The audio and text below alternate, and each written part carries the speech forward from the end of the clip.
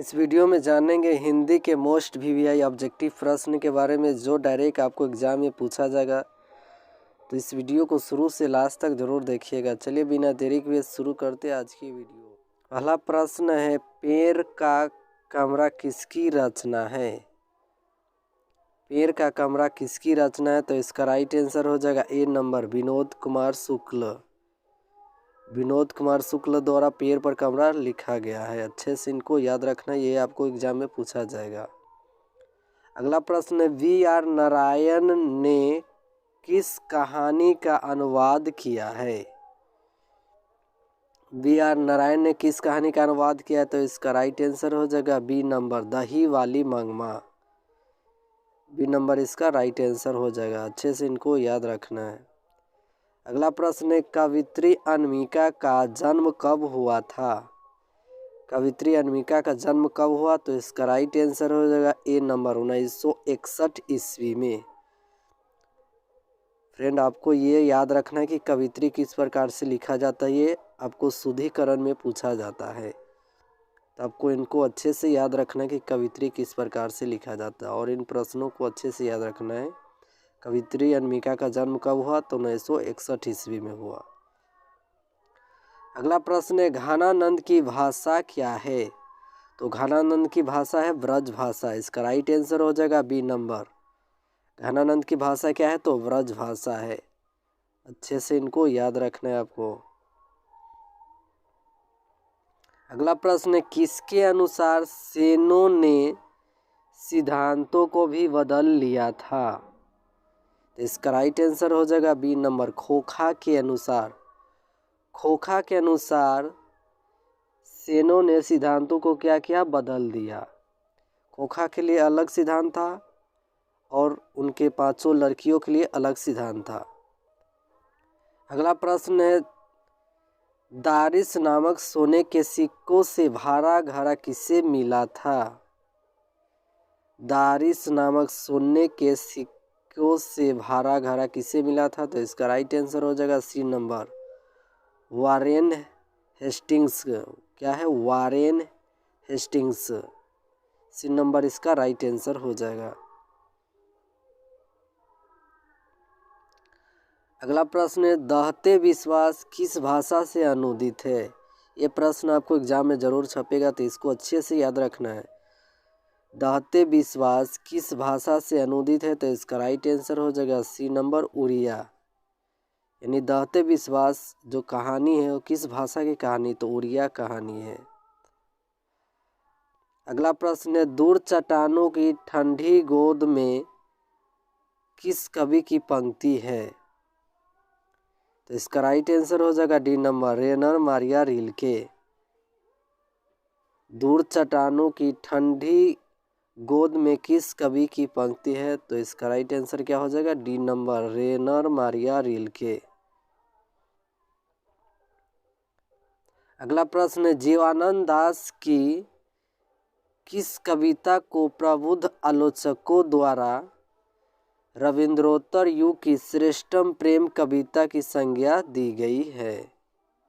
तो इसका right answer हो जाएगा बी नंबर, वनलता सेन। क्या हो जाएगा इसका आंसर? वनलता सेन हो जाएगा। अगला प्रश्न, आध्यात्मिक शिक्षा से गांधी जी का क्या अभिप्राय है? ये प्रश्न आपको एग्जाम में छपेगा।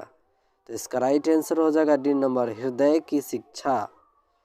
आध्यात्मिक शिक्षा से गांधी जी का क्या अभिप्राय है, यानी क्या मतलब है? तो इसका राइट आंसर क्या हो जाएगा? डी नंबर, हृदय की शिक्षा। अगला प्रश्न है, अभिनयों में 19 दिनों के प्रवास के दौरान लेखक ने कितने गद्य की रचना की? सबसे पहले तो आपको याद रखना कि अभिनयों में कितने दिन रहे? तो 19 दिन। यानी अभिनयों में 19 दिनों के प्रवास के दौरान लेखक ने कितने गद्य की रचना की? तो इसका राइट आंसर हो जाएगा ए नंबर, 27 गद्य की रचना की। अगला प्रश्न है, धरती कब तक घूमेगी किस भाषा से अनुदित कहानी है? यानी धरती कब तक घूमेगी किस भाषा की कहानी है? तो इसका राइट आंसर हो जाएगा सी नंबर, राजस्थानी। अच्छे से इनको याद रखना है। अगला प्रश्न है, मोस्ट वीवीआई प्रश्न है, पपाती को कौन सा रोग था? तो पपाती को मेनिंजाइटिस रोग था। इसका राइट आंसर क्या हो जाएगा? D number. पपाती को कौन सा रोग था? तो मेनिंजाइटिस रोग था।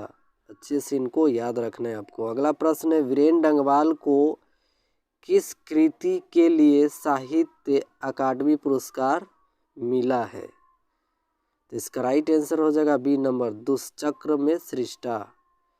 दुष्चक्र में सृष्टा, इस पर क्या हुआ? वीरेन डंगवाल को साहित्य अकादमी पुरस्कार मिला था। अच्छे से इनको याद रखना, ये आपको एग्जाम में छपेगा।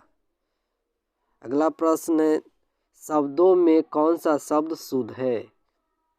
शब्दों में कौन सा शब्द शुद्ध है? तो इसका राइट आंसर हो जाएगा सी नंबर, सोनित। सोनित जो होता है इस प्रकार से लिखा जाता है।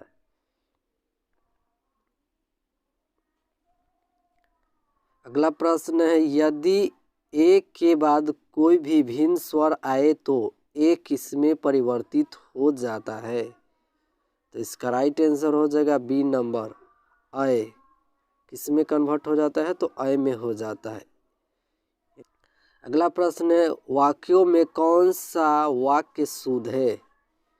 वाक्यों में कौन सा वाक्य शुद्ध है, ये आपसे पूछा जा रहा था। इसका राइट आंसर हो जाएगा ए नंबर, आपके दर्शन कब होंगे।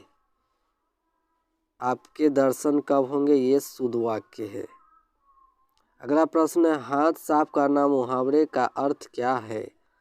हाथ साफ करना मुहावरे का अर्थ क्या है? तो इसका राइट आंसर हो जाएगा सी नंबर, चोरी करना।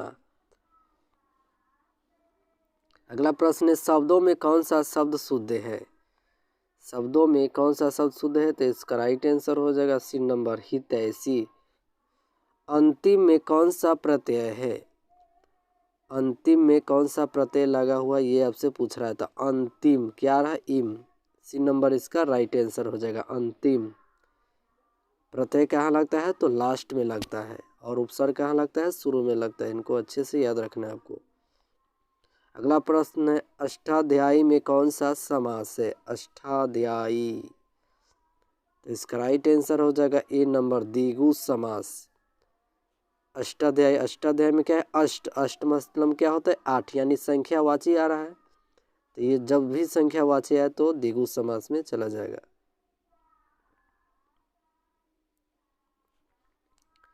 अगला प्रश्न है, आजकल भारतीय पहनावे बदल गए हैं, इसमें पहनावे कौन सी संज्ञा है? कौन सी संज्ञा है? तो इसका राइट आंसर हो जाएगा सी नंबर, भाववाचक संज्ञा। पहनावे कौन सी संज्ञा है? भाववाचक संज्ञा। सी नंबर इसका राइट आंसर हो जाएगा। अगला प्रश्न है, मैं आप चला जाऊंगा, इस वाक्य में आप कौन सा सर्वनाम है? आप कौन सा सर्वनाम है, ये पूछ रहा है आपसे। तो इसका राइट आंसर हो जाएगा बी नंबर, निजवाचक सर्वनाम। आप कौन सा सर्वनाम है इसमें? तो निजवाचक सर्वनाम। बी नंबर इसका राइट आंसर हो जाएगा। अच्छे से इनको याद रखना है। अगला प्रश्न है, प्रविशेषण शब्द किसकी विशेषता बताता है? तो इसका राइट आंसर हो जाएगा सी नंबर, विशेषण की विशेषता बताता है। कौन? तो प्रविशेषण किसकी विशेषता बताता है? विशेषण की। अगला प्रश्न, मीरा को जिंदगी से बहुत घृणा है, इस वाक्य में से किस कारक की विभक्ति है? मीरा को किससे घृणा है? तो जिंदगी से बहुत घृणा है, ये आपसे पूछा जा रहा था। इसका राइट आंसर हो जाए क्या? करण कारक। ये नंबर इसका राइट आंसर हो जाएगा। से क्या है? मीरा को जिंदगी से बहुत घृणा, यानी जिंदगी से यानी लगाव है इसमें, इसलिए करण कारक। अगर अलगाव होता है तो उसमें क्या होता है? अपदान कारक होता है। इसका राइट आंसर क्या हो जाएगा? ए नंबर, करण कारक। सो फ्रेंड, ये थे 25 महत्वपूर्ण ऑब्जेक्टिव प्रश्न जो डायरेक्ट आपको एग्जाम में पूछा जाएगा। इस वीडियो को शुरू से लास्ट तक जरूर देखिएगा और दोस्तों के साथ शेयर कीजिएगा। धन्यवाद फ्रेंड।